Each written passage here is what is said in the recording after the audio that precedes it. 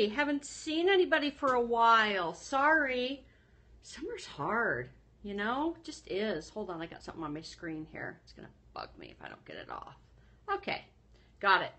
So I hope you're all doing well. I have missed being on, and I wanted to jump on tonight really quick and talk about turning towards difficulty and taking responsibility, and how literally that can change your life and make it better and make your relationships better.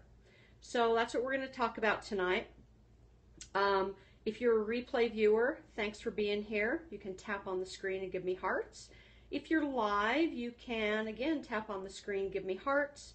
You can make comments, love interaction. And if you're not following me yet, you can swipe right, swipe up, and you can follow me, and you can share this out to your friends on Facebook, Twitter, and Periscope. So please share up if you think this will be helpful to others that are in your networks. So tonight we're going to talk about turning towards difficulty and taking responsibility.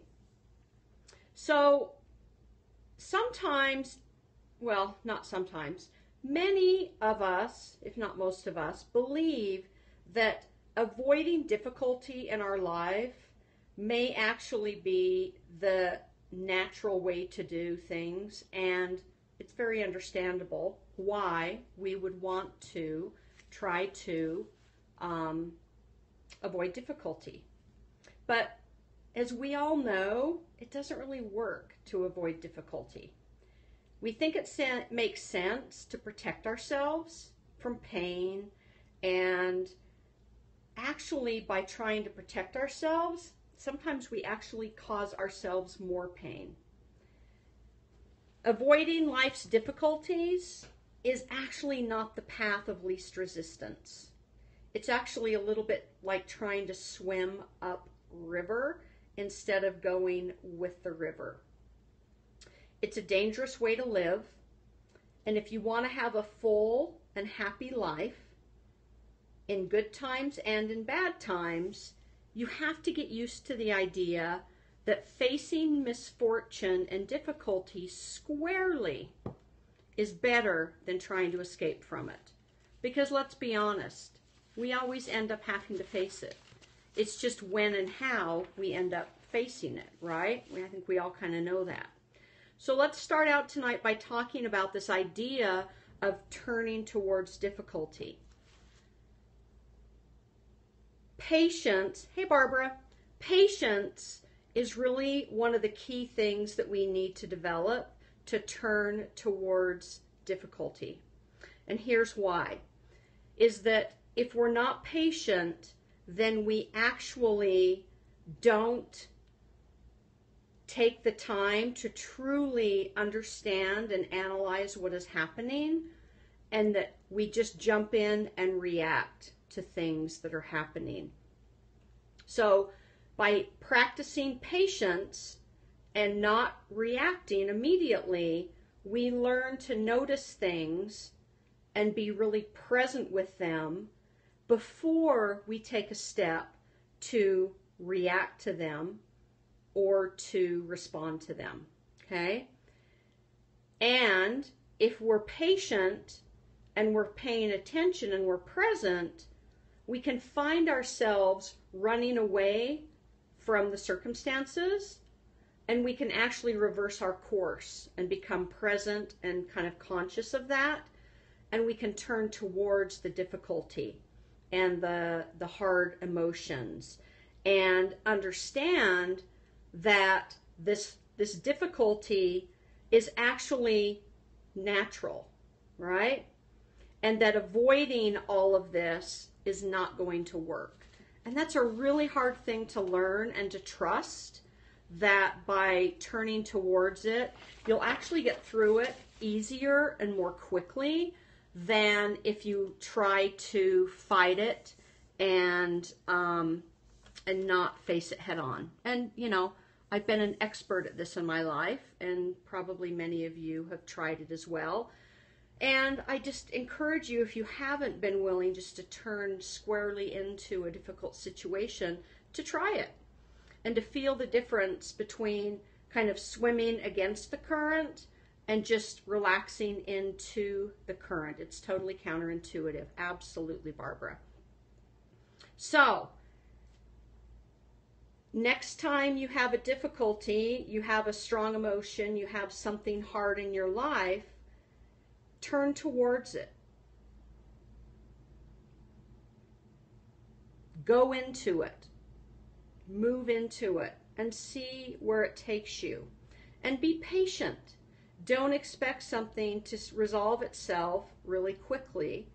And while you're in it, be really present and kind of notice what is happening in the situation with the other people, with you, and just really get present and take it all in instead of trying to shove it all back.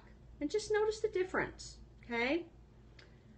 So that's kind of the whole idea of turning towards difficulty. That's the first thing I wanted to talk about tonight, and how it's counterintuitive, as Barbara said, and it's also a way that you can make your life better and actually make your relationships better.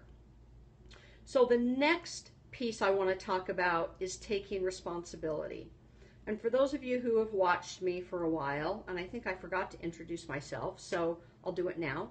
So my name is Kathy Elton. I'm a family and workplace mediator and a relationship and conflict coach, and I come on Periscope as much as I can, not much lately, but I'm going to try to get better. And I talk about conflict, communication, relationships, making your life better, dealing with things kind of head on. And one of my biggies is kind of being responsible and taking responsibility for ourselves. So what I want you to encourage you to do is that whatever happens in our lives, we have to be willing to take responsibility for it ourselves, okay? And I know that's kind of a harsh statement, because what comes to my mind immediately is, what if I'm a victim of a crime, right? Because it's not my fault. But here's the difference. But we have to take responsibility for moving through it. And we have to take responsibility for what happens after it. So when I say take responsibility, I don't mean that you have to blame yourself, so to speak, but you do have to acknowledge that this is basically where I'm at, take responsibility, and decide what can I learn here and where do I go from here, okay? So when something happens, it happens.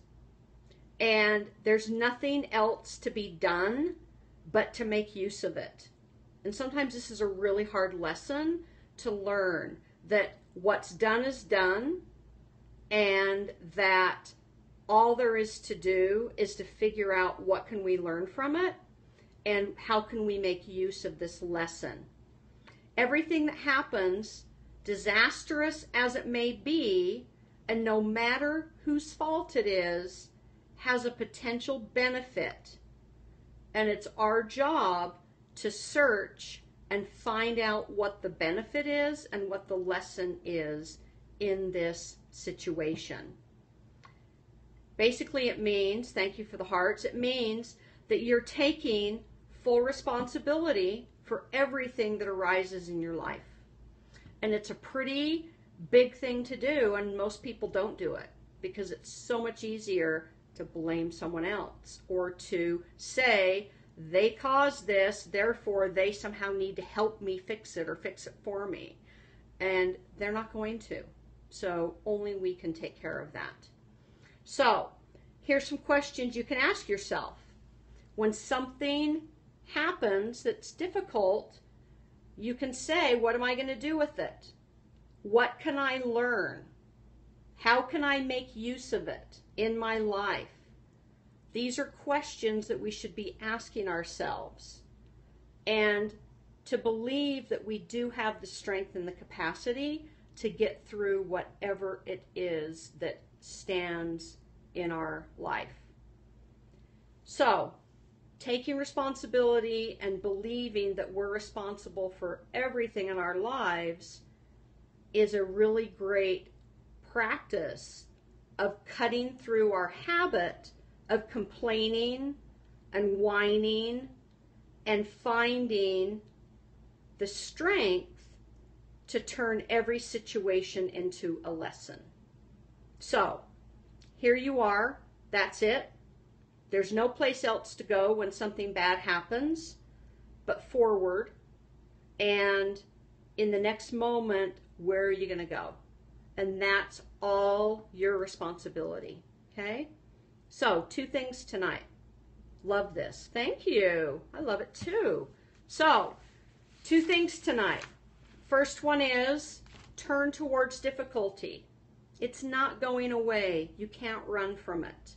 And if you turn towards it, you can deal with it more directly, more quickly, and more efficiently, and more consciously.